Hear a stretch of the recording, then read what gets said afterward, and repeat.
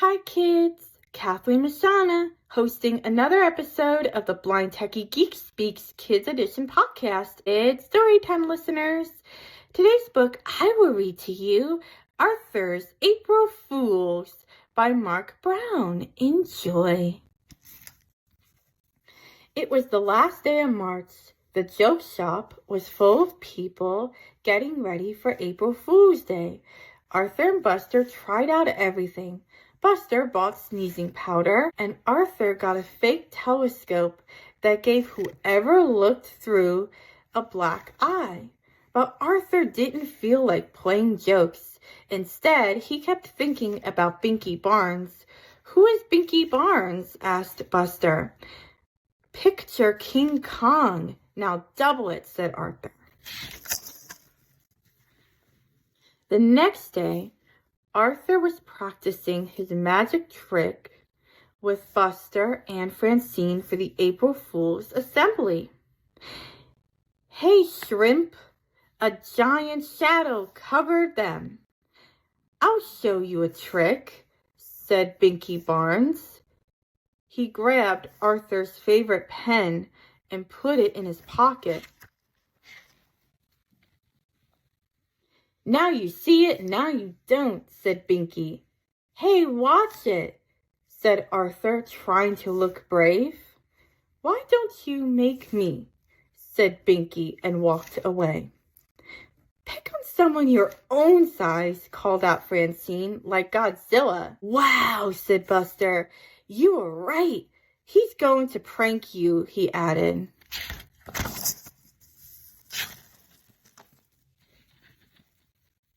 That night at dinner, Arthur hardly ate anything. He didn't finish his cheeseburger. He didn't even want chocolate cream pie. "What's the matter with Arthur?" asked Father. "He's worried about getting pranked," said DW.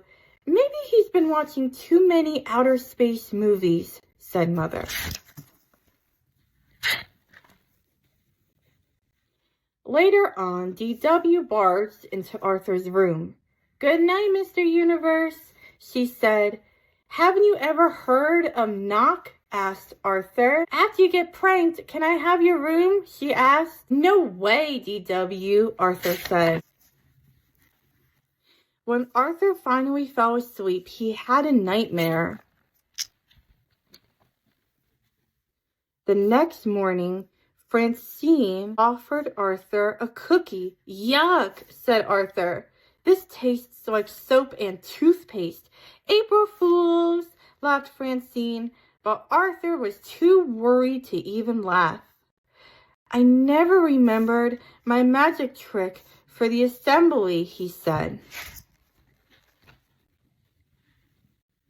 "Calm down," said Buster. "I'll be your assistant. I'll help you if you get stuck." Arthur felt better. He could count on Buster.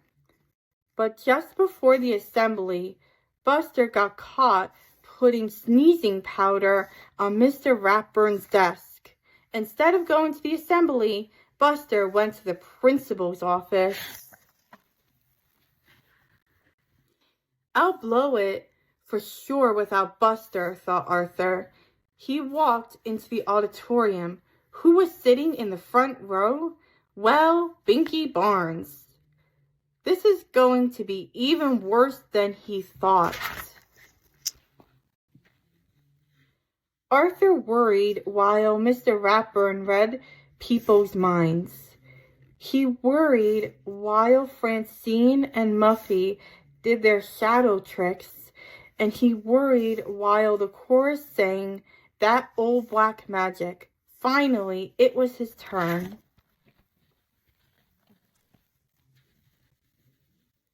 "For my first trick," said Arthur, "I'll need a volunteer." Binky Barnes jumped on the stage. "Surprise, Pipsqueak!" he shouted. Arthur gulped. Arthur asked Binky Barnes to tear up a sheet of paper and put it in the magic hat. He said the magic words and waved his magic hands to make the paper whole again. but a rabbit came out instead. Everyone laughed. Arthur took a bow. Mistakes. Flowers fell out of his sleeve as well. Binky Barnes laughed harder than anyone.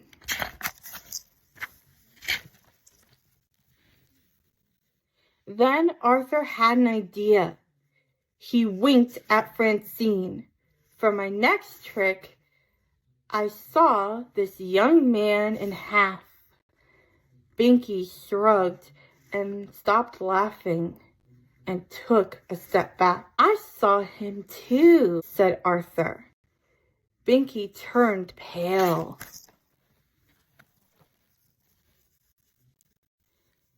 And now the bucket too collapsed. Binky screamed. He stepped back again, this time right off the stage.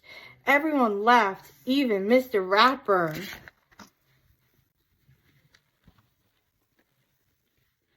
After the assembly, Arthur stopped Binky in the hall.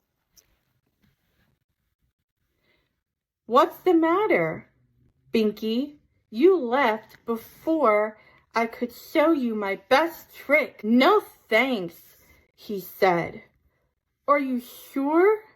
It lets you see things you never seen before, said Arthur. Really, said Binky. He grabbed the telescope and pointed it at Francine. I don't see anything. Of course not, said Arthur. You have to know the secret words.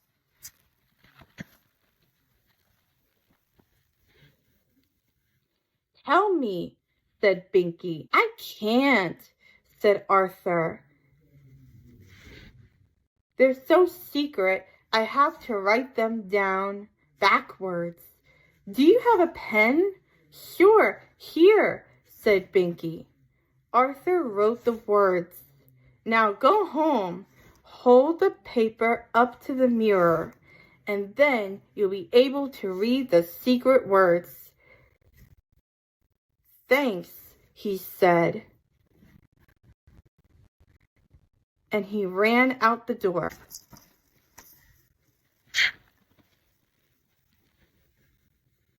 Boy, that's your best trick yet, said Buster. You didn't get pranked, and you made Binky disappear. What did you write? Asked Francine. April Fools, the end. Listeners, I hope you enjoyed today's story. Ask a grown-up to click the subscribe button so that way you won't miss any new episodes. Listen to Blind Techie Geek Speaks Kids Edition wherever you get your podcasts. Bye for now.